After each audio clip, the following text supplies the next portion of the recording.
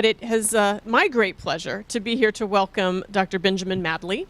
He is an associate professor at the University of California, Los Angeles. His PhD is from Yale University. And his book, which we will be hearing about, An American Genocide, the U.S. and California Indian Catastrophe.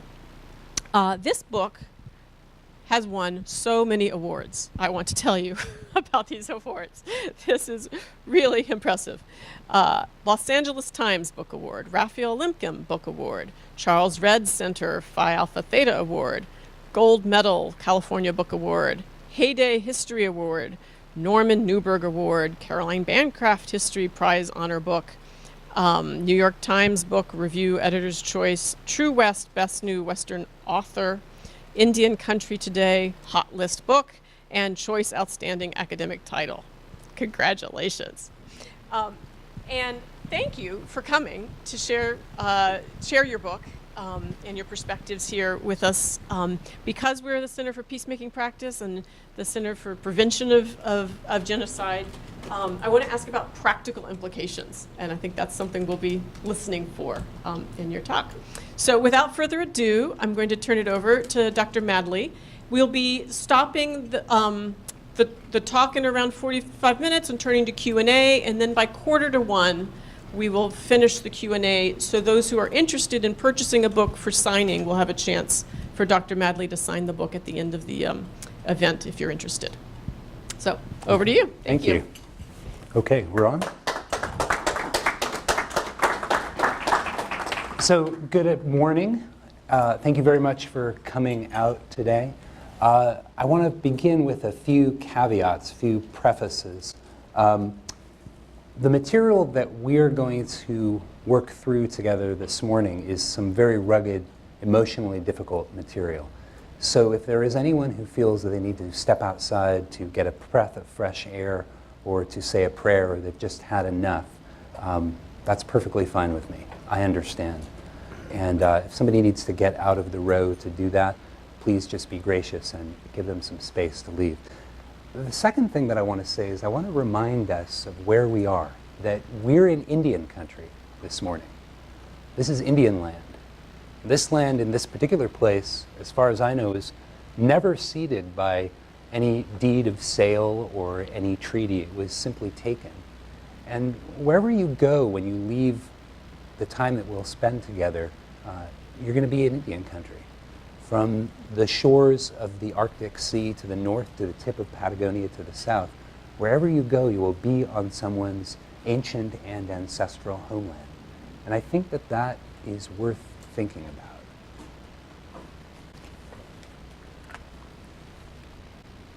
The ceremony continued until just before dawn.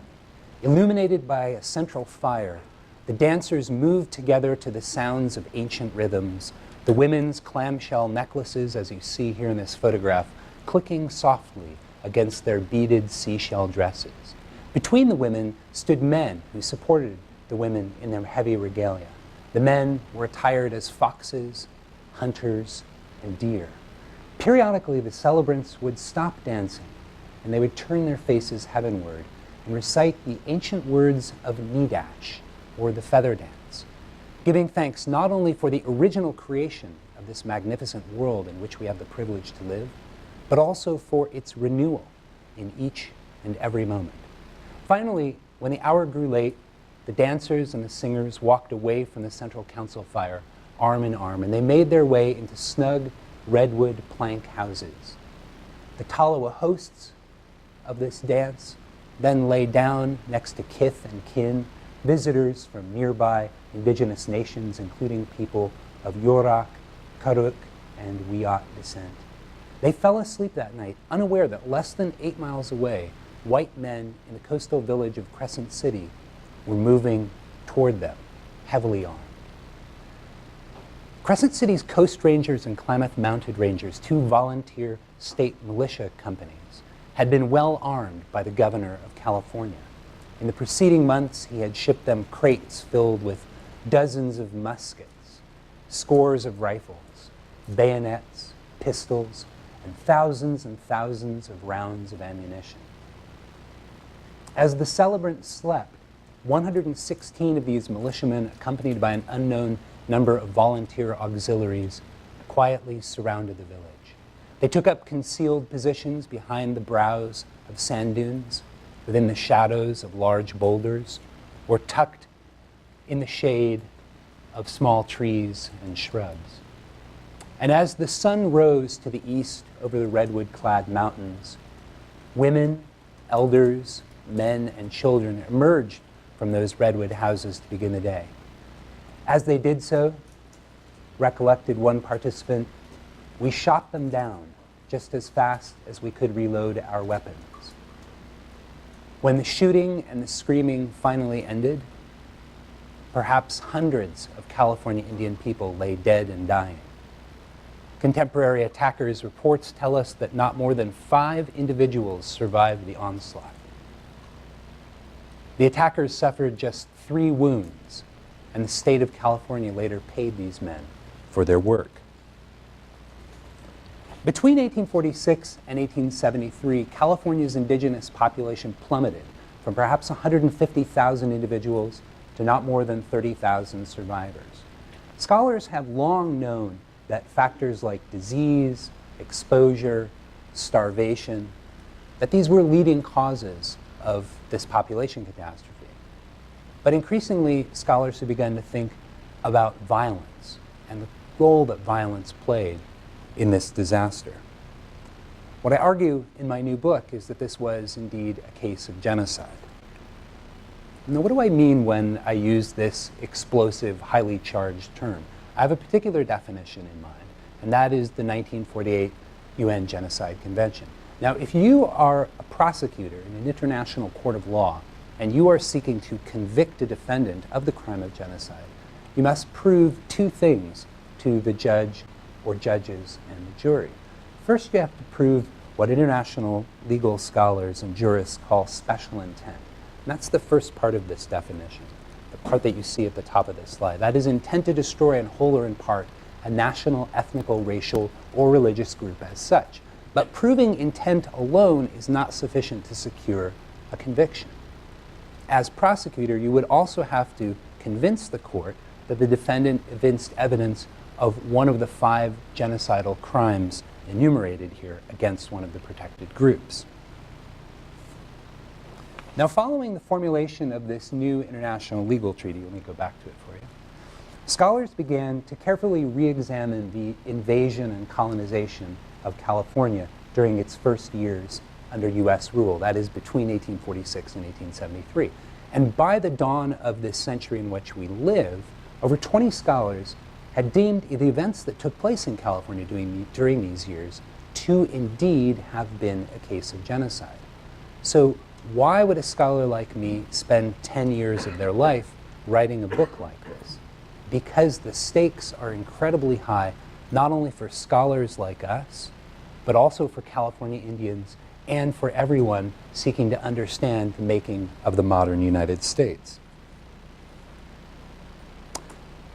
If some regions of the wealthiest and most populous state in the most powerful country in the world were founded upon deliberate attempts to physically annihilate its indigenous people, scholars like me will need to re-examine some of the fundamental axioms by which we understand the making of modern California.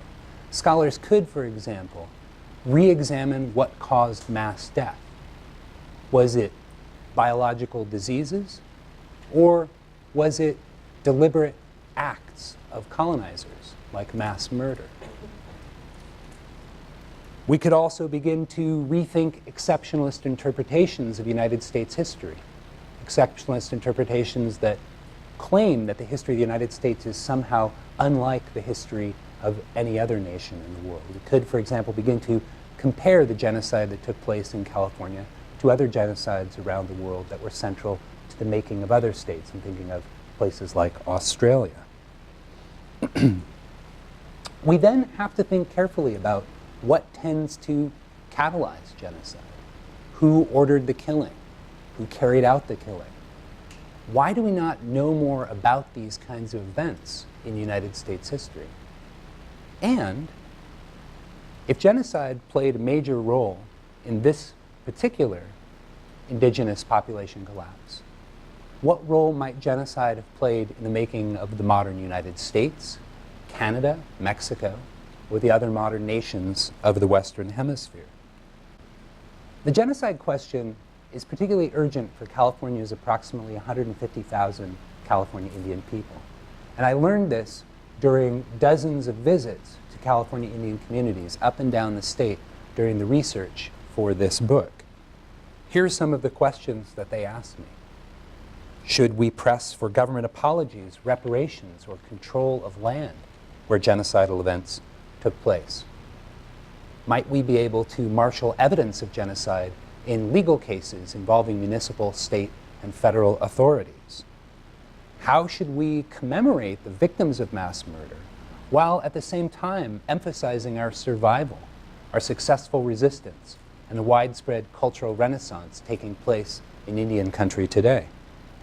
The psychological issues are also fraught. What happens when a tribal citizen learns that she is the descendant both of genocide perpetrators and genocide survivors? How might California Indian people reconcile their intense patriotism with the fact that it was the federal government that played a decisive role in this genocide? Finally, and perhaps most importantly, what role might increased knowledge of genocide have on the widespread historical trauma, intergenerational trauma, so prevalent in California Indian communities, and that trauma's direct connection to some of the worst human health outcomes of any groups of people in the state of California? California Indians have, for example, the very shortest life expectancy of any group of Californians, the highest rate of youth suicide, and a host of other problems in the human health area. You might be thinking, sitting there this morning, that you're wondering, what does this have to do with me? I think that the question of genocide in California poses explosive questions for all of us. Should government officials tender public apologies, as did Presidents Ronald Reagan and George Herbert Walker Bush, for the forcible internment of some 120,000 Japanese Americans during the Second World War?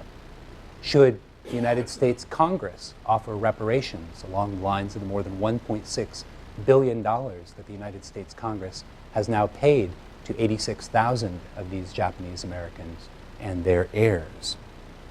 Might California officials decrease their cut of California tribes' gaming operations, which yielded $7.3 billion in revenue in the year 2014.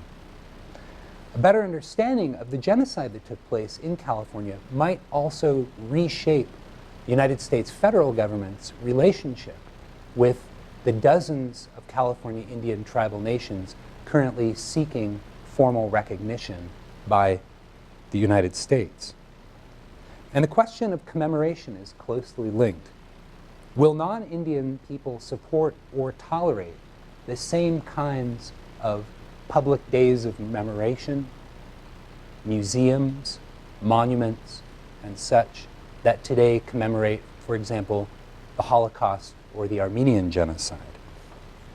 Will genocides against California Indians join these more canonical episodes of mass murder in public discourse or in public school curricula?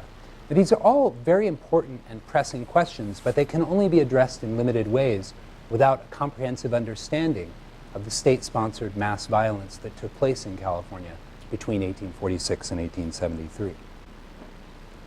Sporadic mass killings punctuated the latter years of Mexican rule in California, as well as the early years of U.S. rule in California. But it was John Marshall's gold strike in the hills just east of Sacramento in January of 1848 that triggered a mass immigration to the state of California and a dramatic increase in violence against its indigenous peoples. In the year 1849, Oregonians began to come to California in large numbers, and they increased both the lethality and the frequency of attacks on the state's indigenous peoples. They rarely had connections to California Indian people, and they tended to view them as dangerous obstacles to the acquisition of wealth. In the central mines, which were then booming, that's this area here, primary sources reveal multiple killings, massacres, beheadings, the practice of scalping California Indians. There weren't yet any newspapers in this region, so we don't know precisely how many people died violent deaths there during late 1849 and early 1850, but it is clear that the numbers are at least in the hundreds and perhaps the thousands. What is clear from a careful review of primary source documents is the genocidal nature of these killings, both in their intention and in their outcome. In December of 1849, Pomo and Wapo Indian people being held here at Big Valley Ranch on the shores of Clear Lake rose up against two white men who held them as slaves and murdered them. In response, vigilantes and the United States Army killed 1,000 or more California Indian people in this region between Christmas Day, 1849, and May 15th of 1850. Vigilantes first went on a killing spree in the Sonoma and Napa valleys, in this region here, killing large numbers of Indian ranch hands, vineyard workers, and farm labor. An interesting thing happened here. A counter group of vigilantes arrested the 8 ringleaders and brought them south to Benicia, here where they were held on a U.S. Army warship, from which they went to San Francisco and appeared in the very first action of California's brand new state Supreme Court. The Supreme Court decided to let all 8 men go on bail and never sought to actually try them, setting a dangerous precedent, effectively granting a kind of immunity to would-be Indian killers. Meanwhile, the U.S. Army also sought to avenge the deaths of the 2 white slaveholders. In a San Francisco newspaper article titled "Horrible Slaughter of Indians," one journalist described a massacre committed by the United States Army on the northern shores of Clear Lake, provided with information supplied to the journalist directly by a regular United States Army captain, and I quote, "Little or no resistance was encountered, and the work of butchery was of but short duration. Neither age nor sex were spared. It was the fearful order of extermination obeyed," end quote. Perhaps 800 Pomo and Wapo people died that day. Women and children were bludgeoned to death with oars, stabbed to death with bayonets, beheaded with sabers, shot with cannons, or held under the water to drown. Other killings followed, and the officers involved were not censured. In fact, all of them promoted. Every officer involved in this massacre retired or died at the rank of a full United States Army general. So a new factor was at work. Large-scale vigilante and U.S. Army Indian hunting operations sanctioned or directly supported by state authorities. Now, as the gold rush continued, newcomers surged into the state. Before the gold rush, there were not more than 14,000 non-Indian people in the entire state of California. But by 1860, that number had surged well past 300,000, making this the single largest mass migration of the 19th century inside the United States. The newcomers came primarily in search of gold. They were looking for this valuable, shiny metal. But in seeking to feed themselves, clothe themselves, acquire labor, and satisfy their sexual desires, they placed immense pressures upon California Indian communities. These demands triggered booms in industrial-scale ranching, widespread logging, commercial fishing, mining, and slave raiding. But California's new leaders magnified that impact. Under martial law, the U.S. military officers in charge of governing California effectively took away California Indians' citizenship rights, which they had had under Mexican law. Soon thereafter, California's Constitutional Convention delegates met here in Colton Hall in Monterey, a building that you can still visit today. And while they debated enfranchising Indians, they ultimately decided by a single vote not to do so. A few months later, California's first legislature sat down to meet for the first time, and one of their very first acts was to bar all Indian people from voting, to bar Indians with 1/2 or more of Indian blood from giving testimony for or against whites in either civil or criminal trials. They also barred Indian people from serving as jurors, and soon thereafter, they barred all Indian people from serving as lawyers or as judges. In combination, these series of laws barred Indian people from protection by or participation in this new state's legal system. And abduction played a major role in the California Indian Catastrophe. A few months after they had first met in 1850, the state legislators passed what they called an Act for the Government and Protection of Indians, which allowed for Indian prisoner leasing as well as the indenture of Indian miners. Indians could thus be forced into unpaid work for unlimited periods of time on trumped-up charges. We're looking at an actual advertisement that I found in the archives. I've translated it from the French. It is advertising a 16-year-old Southern California Indian female at the price of a pound of gunpowder and a bottle of brandy. In 1860, legislators expanded that initial act to allow for the indenture of any Indian. These laws triggered a boom in genocidal slavery. There were 3 genocidal effects caused by slavery. Imagine for a moment that we're a California Indian community and slave raiders burst in through that door and that door. The first thing that they would do would be to kill all the older gentlemen in this room, myself included. Anybody else who offered any kind of resistance would usually be shot or lynched right away. Those of you who survived that initial onslaught would then be sold to a variety of different buyers, some hundreds or even thousands of miles away. I found one California Indian slave turns up in Australia. So that scattering, that shattering would make it very difficult for our community to reproduce itself biologically, socially, culturally, or politically. Finally, when you arrived at your new job as a slave, you would often be literally worked to death. So I talk in the book about the category of disposable, unfree California Indian labor.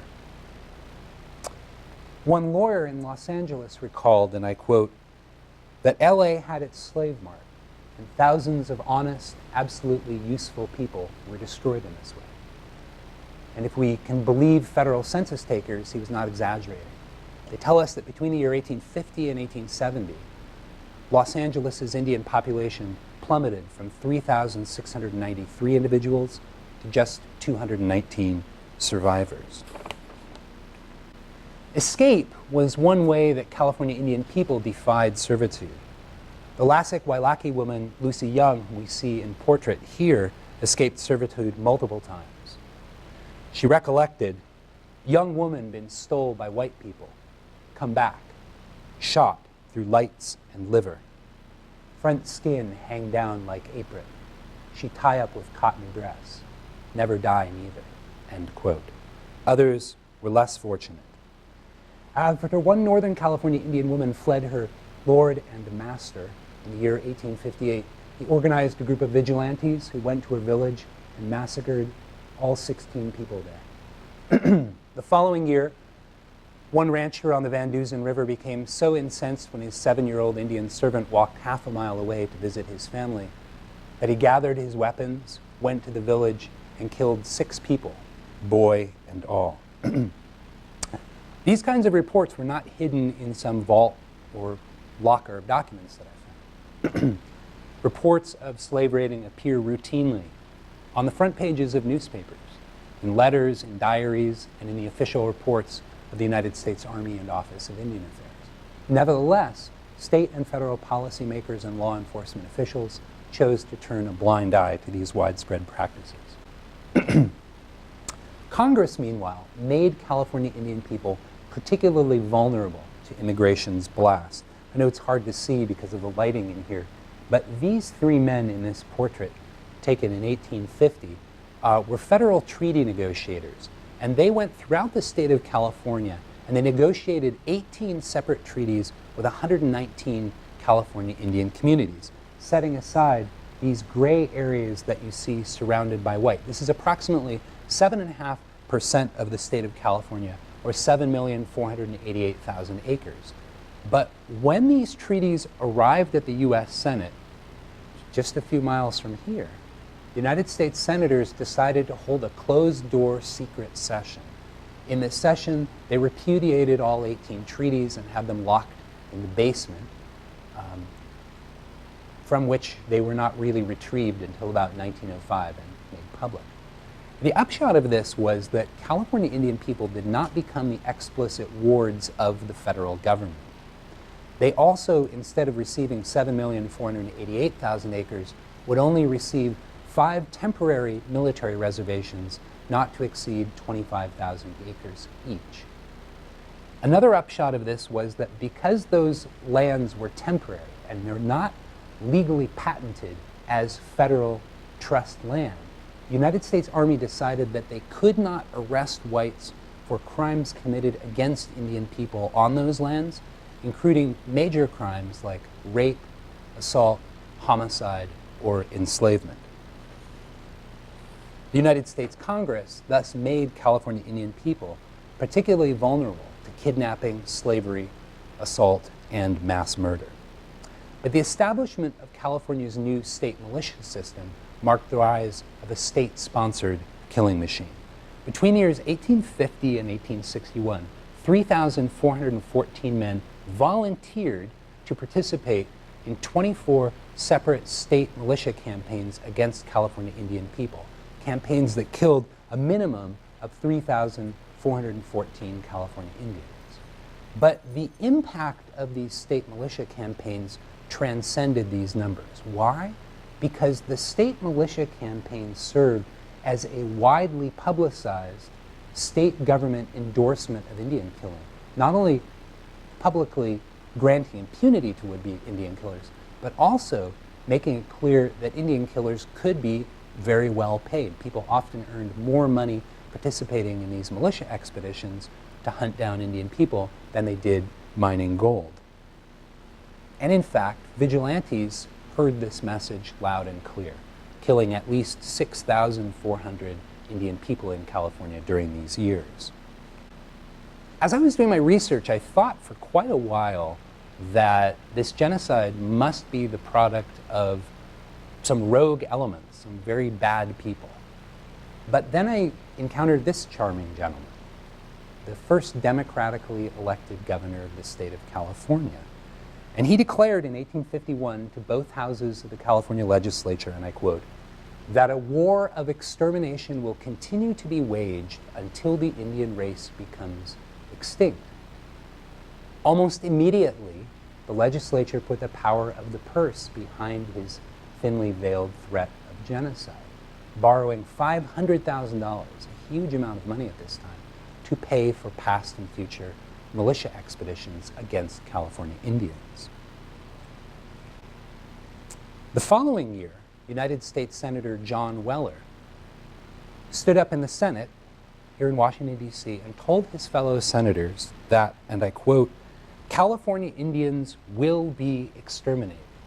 He insisted the interest of the white man demands their extermination.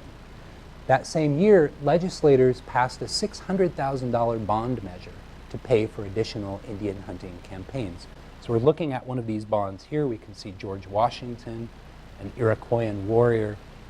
One thing that's interesting about these bonds, this is a large one. The denomination is $250. This is probably meant for an institutional investor, perhaps a Wells Fargo. They were doing nefarious things then as well. But these bonds also came in smaller denominations, as small as $50, which meant that average individual investors were investing in and profiting from state-sponsored Indian hunting. This Sinkyone woman, Sally Bell, provides us with a rare California Indian eyewitness account of a genocidal massacre that took place in her homeland in the redwood forests of northwestern California. Bell remembered, and I quote, about 10 o'clock in the morning, some white men came. They killed my grandfather, and my mother, and my father. I saw them do it. Then they killed my baby sister and cut her heart out and threw it into the brush where I had run to hide. My little sister was just a little baby, just crawling around. I was so scared I did not know what to do. I guess I just hid there for a long, long time with my little sister's heart clutched in my hands. It was a terrifying time to be a California Indian person. The United States Congress endorsed such killing, even as state and federal authorities worked to perfect the killing machine.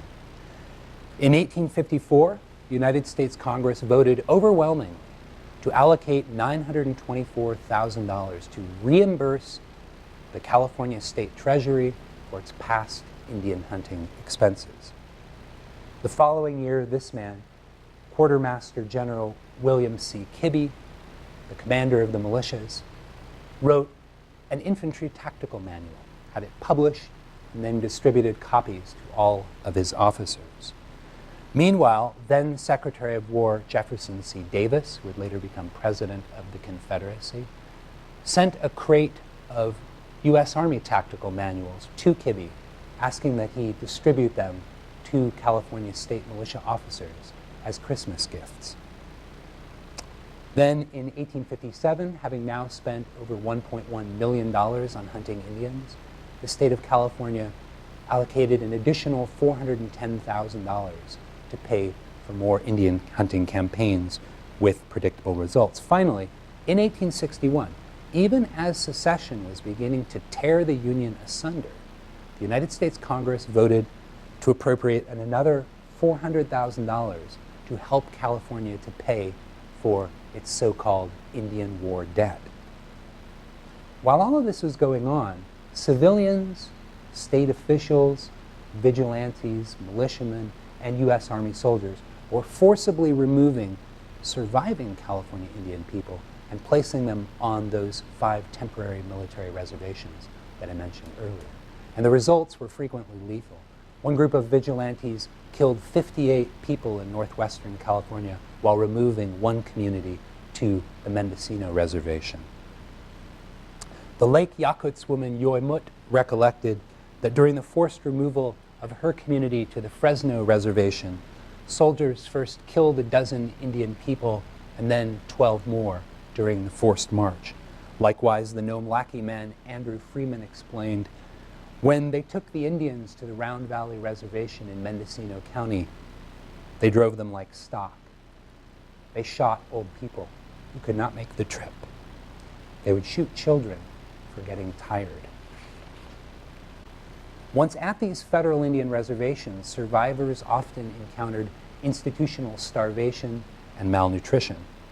The Concow leader Tomayanem recollected that after his people arrived at the Mendocino Reservation, the Concows were very hungry, and they began to die very fast. He and his people fled Mendocino Reservation south and went to the Round Valley Reservation, but there he found that, and I quote, the conditions were worse. There was even less to eat. And he wasn't exaggerating.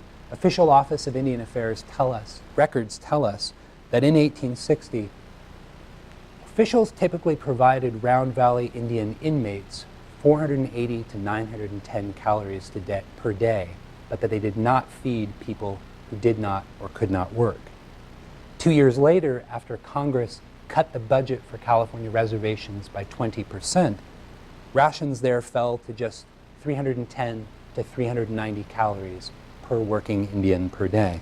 So if some reservation inmates died of absolute starvation, thousands of others suffered acute malnutrition, suppressing their immune responses to the many diseases that flourished in the unsanitary conditions of these reservations and making it more difficult for their immune systems to fight these diseases off once they had contracted them. Acute malnutrition and starvation also predictably decreased fecundity while increasing the number of stillbirths and miscarriages. Making conditions even more horrific, some reservation officials and colonists on reservations treated California Indian people there as disposable, unfree labor. One columnist testified under oath that during the winter of 1856 to 1857, some 300 Round Valley Reservation Indians died from the effects of packing them through the mountains in the snow and mud. They were generally worked naked and packed 50 pounds each, if able. So at California reservations, willful neglect took an untold number of lives. But federal employees also killed large numbers of California Indian people more directly. During the United States Civil War, 15,725 men volunteered for the Union Army. They were hoping to fight against the Confederacy, but very few of them ever did. Thousands of these so-called California volunteers remained in California, where they carried out lethal mopping up operations. Vigilante campaigns flourished alongside them, but the genocide was now an explicitly federal project, and U.S. Army forces killed substantial numbers. Hundreds would die in campaigns led by soldiers like this man, Henry M. Black. Volunteers also killed prisoners en masse on multiple occasions. Cavalry Captain Moses McLaughlin proudly reported how near Bakersfield in 1863, quote, "I had all of the bucks collected together and 35 were either shot or sabred. None escaped." He concluded, "They will soon all be either killed off or driven so far into the surrounding deserts that they shall perish by famine." The United States Army continued hunting and killing California Indian people long after the conclusion of the U.S. Civil War, and even after they ended their last major Indian hunting campaign, the 1872-1873 Modoc War. When 4 Modoc leaders surrendered, they tried them in a kangaroo trial, hanged them until dead, decapitated them, and then shipped their severed heads here to Washington, D.C., to the U.S. Army Medical College. The California Indian Catastrophe fits the 2-part legal definition set forth in the UN Genocide Convention. First, perpetrators committed both in word and in deed to the project of extermination. Secondly, they carried out not one, but all 5 of the genocidal crimes enumerated in the convention. Killing took place in hundreds of homicides, scores of official executions, and over 370 separate massacres up and down the state. Sources indicate that in total, between 1846 and 1873, vigilantes, regular U.S. soldiers, and militiamen killed a minimum of 9,492 to 16,094 California Indians, and probably many, many more. By way of contrast, California Indian people killed fewer than 1,400 non-Indians during this entire period. But other acts of genocide proliferated too.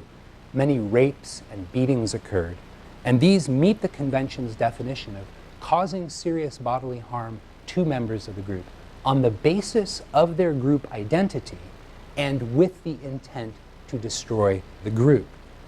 The sustained military and civilian policy of burning down California Indian villages and pushing survivors into inhospitable alpine and desert regions also amounted to imposing measures intended to destroy the group. Some federal employees administering U.S. Indian reservations in California were guilty of the same crime.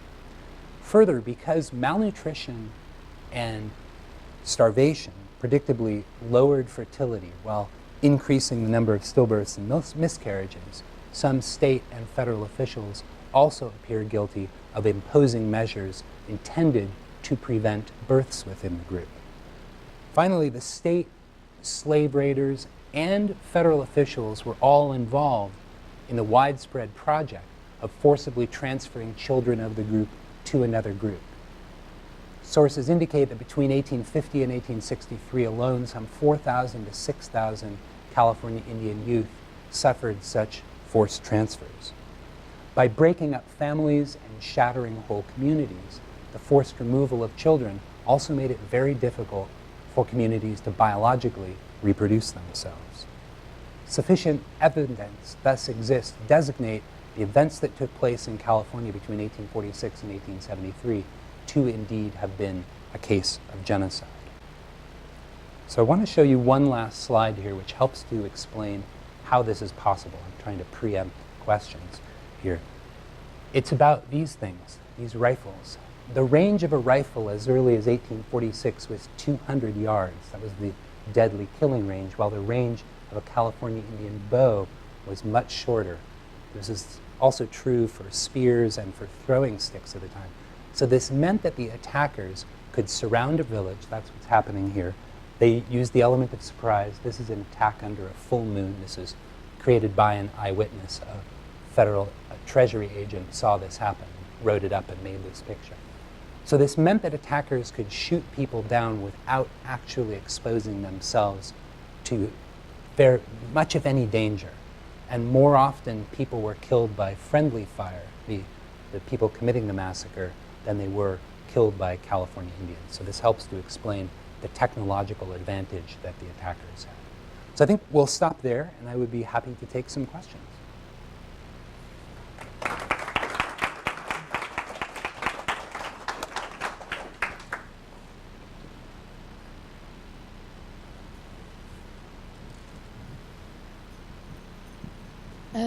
Good afternoon, Mr. Madley. Thank you so much, first of all, for your groundbreaking work. We've greatly studied your book, and the numbers, the facts that you put are undisputable, and it's great to see this kind of work out there. So I just wanted to say that, first of all. And then I'd like to ask, while you did research, what were some of the greatest hurdles that you faced while trying to collect this information? Well, this is a very good question. Thank you. I thought at the beginning of the research that the challenge would be finding the data points. That was not the problem. The problem was figuring out how to catalog and record them and present them in such a way that they would not completely overwhelm the reader and force them to set the project aside. This book is greatly reduced from what the dissertation was. The dissertation took almost 2 reams of paper to print out each time, and that in a reduced font size. That got me in trouble.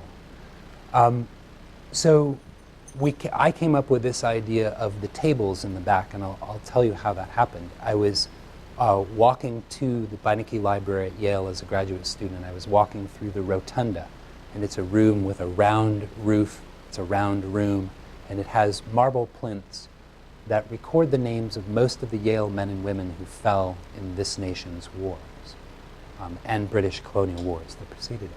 And I bumped into that, and I thought, there really should be something like this for California Indians, something like Maya Lin's Vietnam Memorial over on the Mall.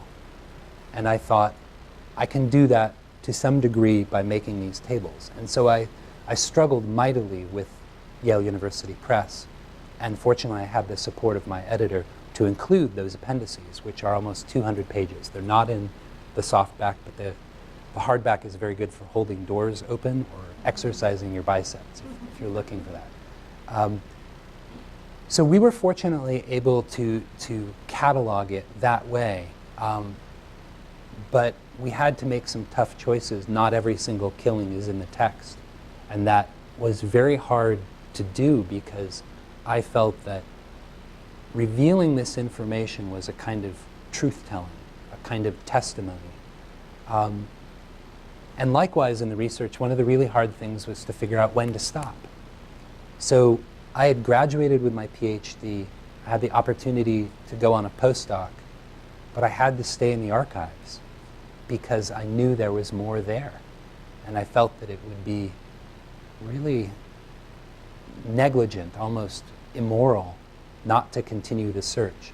So the returns began to diminish. I began to find less over time. But I do feel like without doing a whole national archival search, which I think would turn up more killings, by the way, because I did find a lot of things in New England while I was postdocing in Dartmouth. So the question, the real challenges, to summarize, were how to present this wave of data, and secondly, how do you decide as a researcher to stop? And so my rule was, I thought if I could do an entire week of 10 hours a day in the archives for 6 days and find nothing new, that would be when I would stop. But I still was worried about that. So I did that for a whole month. I had 4 weeks where I found nothing. And that was when I thought, okay, now I can stop doing the research.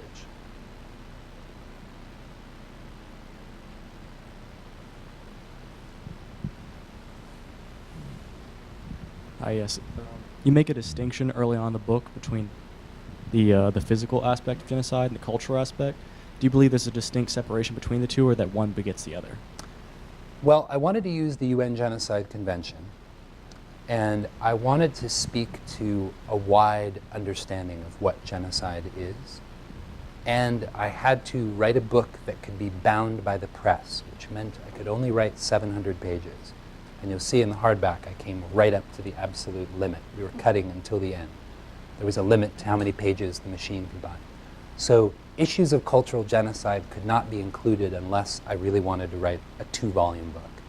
And that did not seem like a terrific idea. So there were some very practical considerations that limited the focus of the project. But you could, for example, one of you could be inspired today to take up a project of writing about the stealing of California Indian children after 1873. There is lots of evidence that this is a wide state practice, and that almost all children after 1873 who had Indian blood that the state knew about were either held as indentures or wards in non-Indian families, or were sent to off-reservation boarding schools, sometimes as young as 2, sometimes not returning until they were in their 20s. And if anybody's interested in doing this work, I've started to uncover this. It's not something I'm going to pursue at this time, but it's a huge story that I think needs to be told. And that's a story that could be described either as genocide in the traditional sense of physical destruction and or in the sense of cultural genocide. And obviously, while all of this is going on, there are a myriad of other assaults that are really targeting California Indian culture.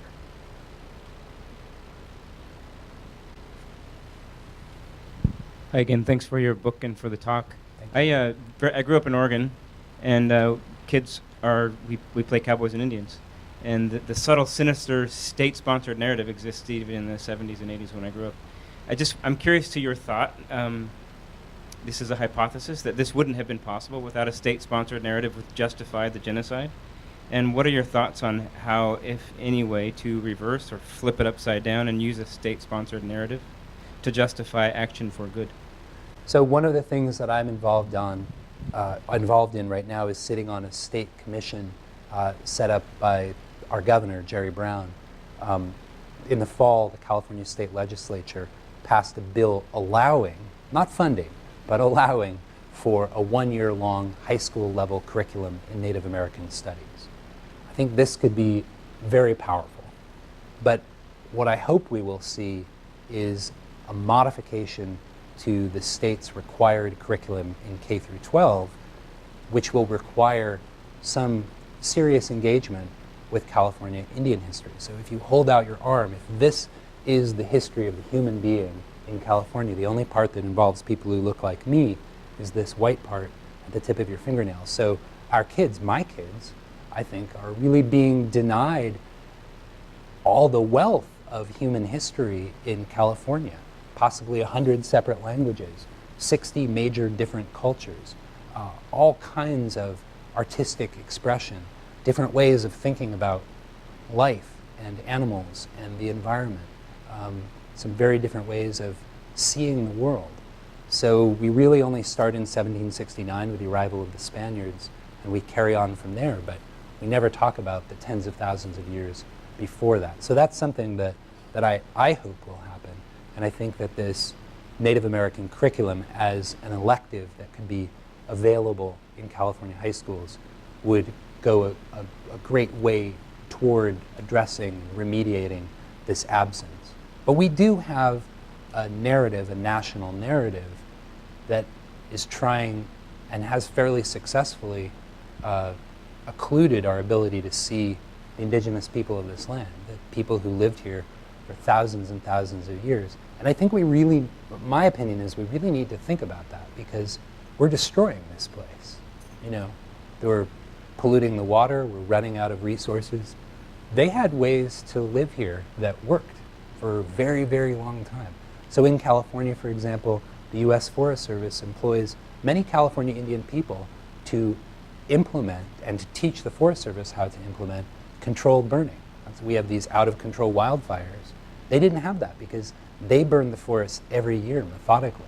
That's how they prevented those wildfires. That's how they maximized the plant world that they harvested and the plant world that the game they ate fed upon. So they had a really a rich long-term vision of how to sustain the environment. That's just one of many areas where I think people in government and in policymaking can really learn from indigenous people. Conflict resolution, you know, since a lot of you are interested in that, California Indians had so many different kinds of legal systems. It's really amazing. There were systems in which if you committed a murder, you paid a fine. There were systems in which if you committed a murder, you became indentured to the victim's family, which is very interesting because the very person who did the most harm to that family often became an adopted member of that family when their indenture ended, and then they married into that family. So, you know, sort of amazing possibilities for thinking about how we would deal with violent crime and its resolution. So we gotta take advantage of what's right around us, I think. I'm Greg Stanton, and probably you know I'm on the faculty here and the head of Genocide Watch. I just was struck with the parallel in your research between what we, of course, know about the Armenian genocide and what's happened to the memory of the genocide of Native Americans. In the case of the Armenian genocide, you have systematic denial that continues. The ideology of pan-Turanism was the basis of the national ideology of the Turkish state. Here we had the ideology of manifest destiny, which became the ideology that justified the American state, the U.S. state. And it really looks like a very similar form of denial. Yeah. Well, one of the things that I've written about in the book and also in a standalone article that is a comparison with the Armenian case is that in both of these instances, the perpetrator states and their advocates very successfully manufactured a story in which they were able to camouflage genocide as war, and they were able to characterize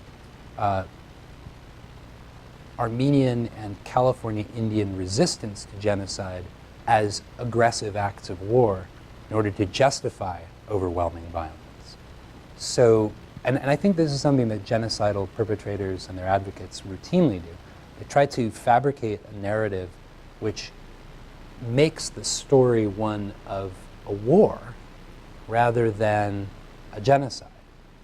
So that's one of the ways in which I see similarities. I think also pointing out manifest destiny, I didn't mention that in my talk, but manifest destiny is very important in this book. It's sort of one of the background ideas about what's happening. So manifest destiny went hand in hand with what I call the myth of inevitable extermination. This is a long-standing idea in American history that begins in the early colonial period with the notion that it is the divine will that is cutting down Indian people, whether by disease or by warfare. So following the Pequot massacre in Connecticut, there were celebratory religious services held in New York and New England in many, many communities celebrating what they thought God had wrought on their behalf. And they thought the same thing about diseases. By the time you get to California in the 1840s and 1850s, it is modified a little bit. Some people are talking about divine providence, that it's coming from upstairs. But they're also beginning to talk about a biological imperative. So either way, what was so helpful about this myth of inevitable extermination was that it took the human hand off of the tiller, off of policy making, and made it God or nature. And that allowed people to make an argument, and this may sound absurd to you, but they would make an argument that massacring California Indian people was merely speeding up destiny. It was merely speeding up a biological inevitability. It was merely speeding up what God intended. And what I find really eerie about this is that sometimes in the hate mail that I receive, it's those exact rationales, that logic, that is expressed to me in a very angry way, suggesting that I somehow don't understand and that maybe what I'm writing about defies the will of God.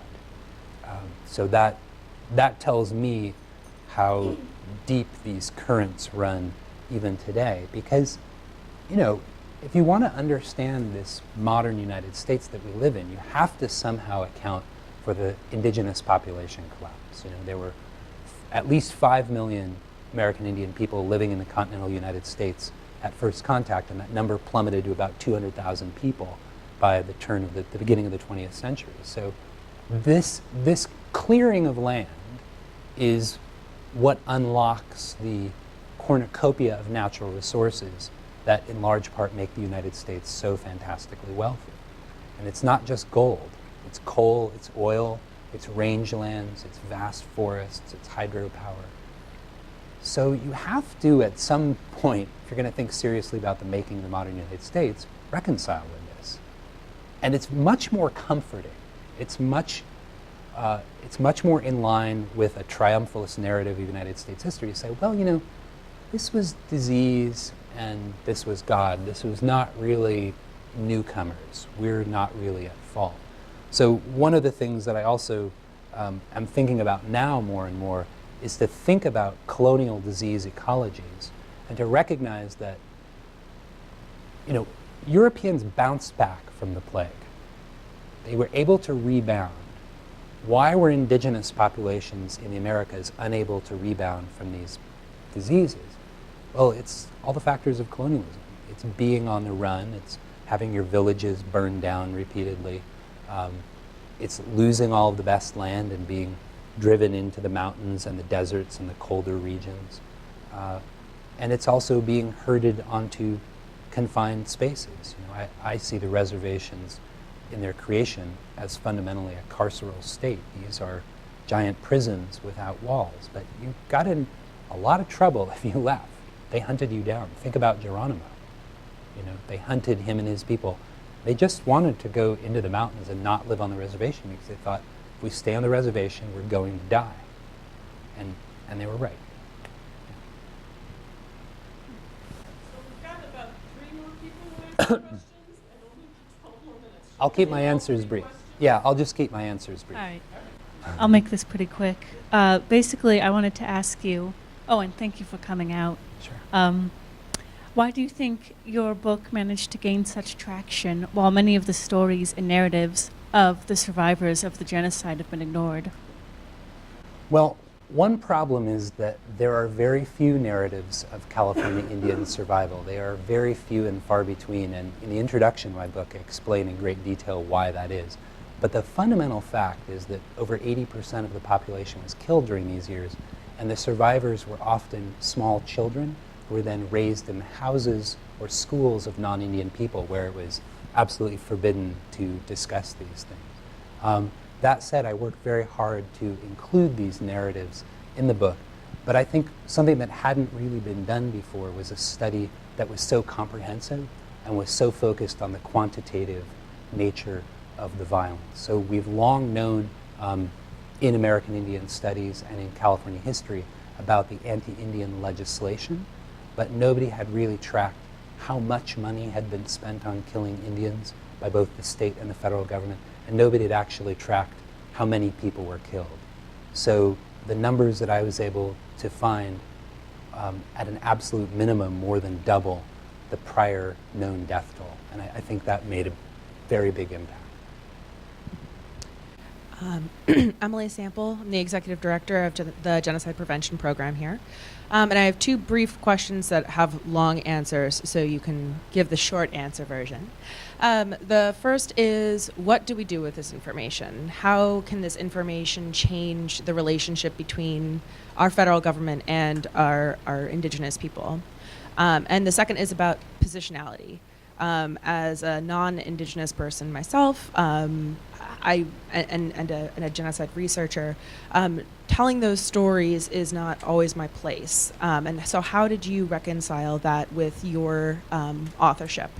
Okay, so the first question, there's a silver lining to all of this, in that during the time when these events took place in United States history, many of us in this room would not have been able to vote.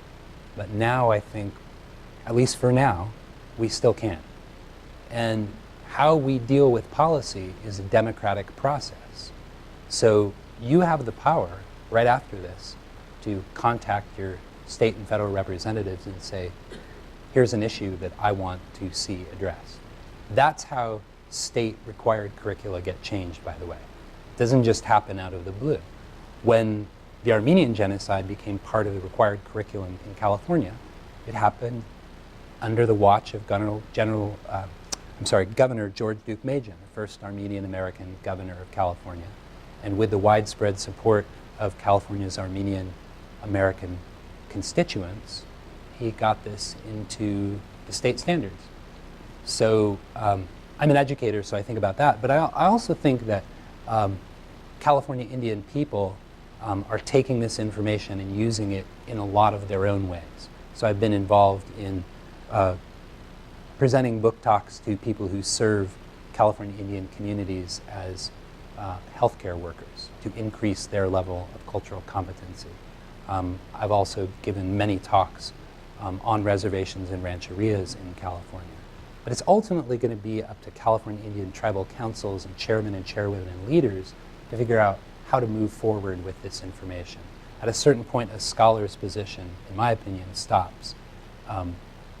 But I do give of my time to be an advocate and an ally.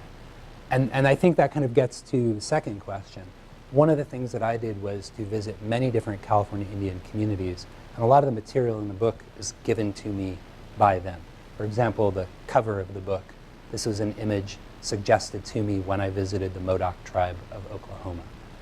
They said, and you'll see when you read the credits under the images, some of the images are literally, they had pictures that National Archives and Records Administration and Smithsonian and no one else had, and they would give them to me and say, would you publish this picture in your book? We'd like this to be more readily available. We'd like people to know about it. So that's my personal approach. I think when doing indigenous studies, it's very important to work with the communities.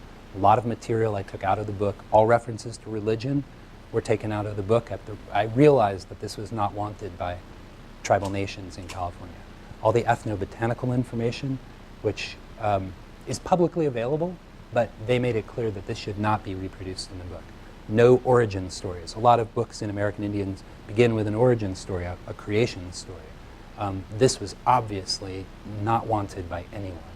So the relationship that I developed with communities not only pointed out things that I shouldn't do, but also things that I should do, that I should include.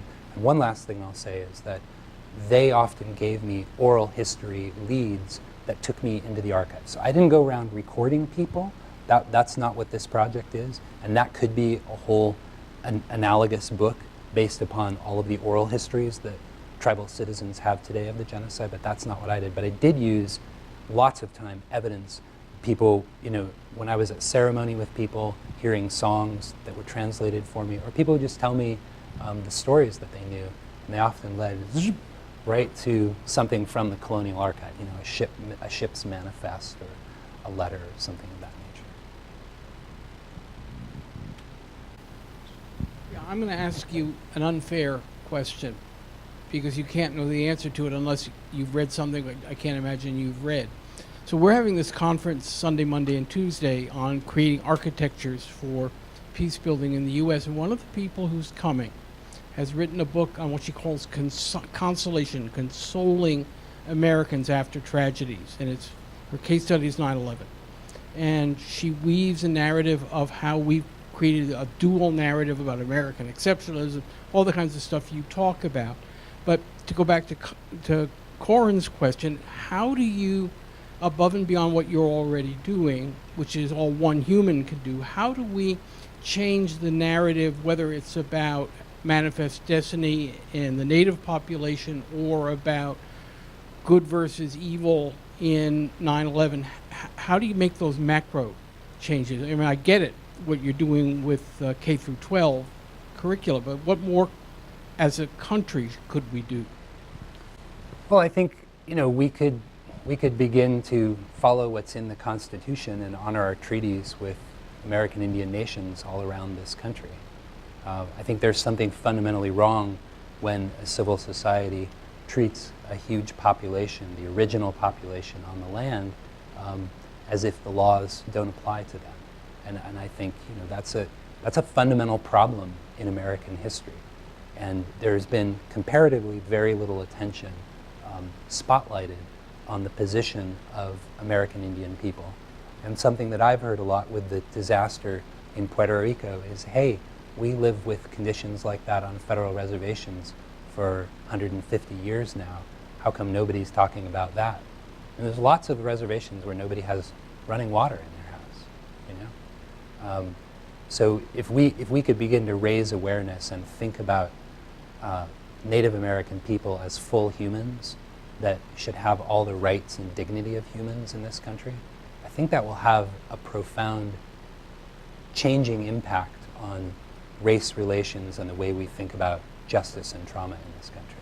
Because when you're ignoring the suffering of a huge portion of the population and you just refuse to help them time and again, it reverberates. Even if you don't quite know about it, it's happening.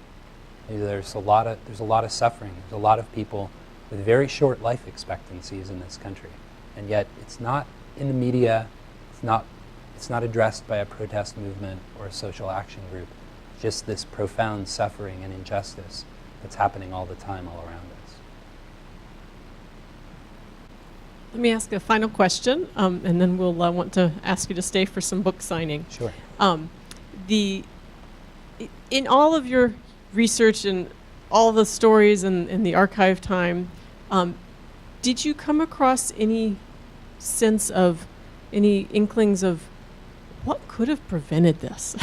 Yes. Yes. And were there any moments of, Yes. Here's a place where Yes. people were going to go do a massacre and they didn't for such and such reason? Like, Are there Absolutely. any moments where...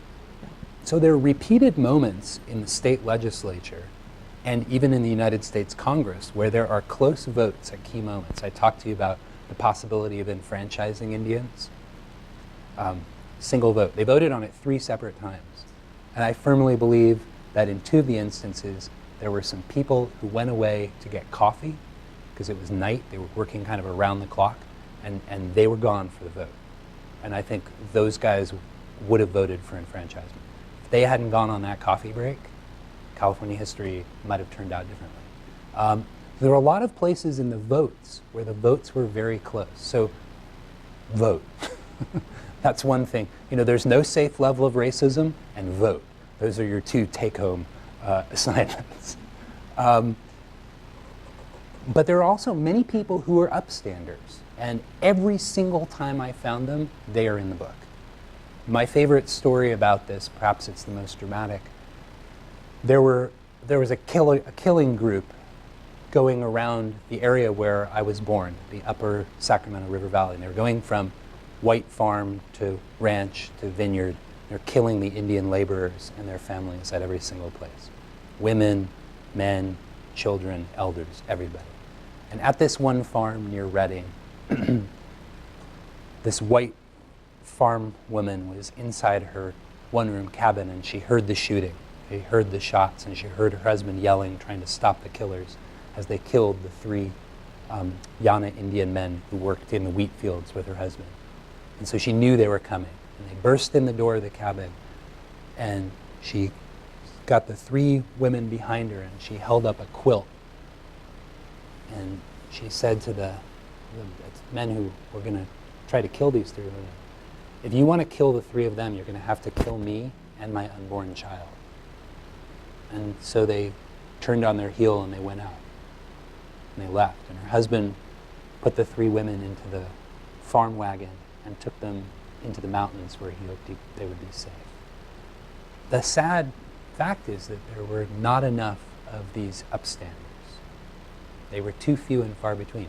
There were senators from Kentucky and Massachusetts who got on the US Senate floor right over here and made passionate and powerful speeches begging the federal government to become involved and to redirect California Indian policy, but to no avail.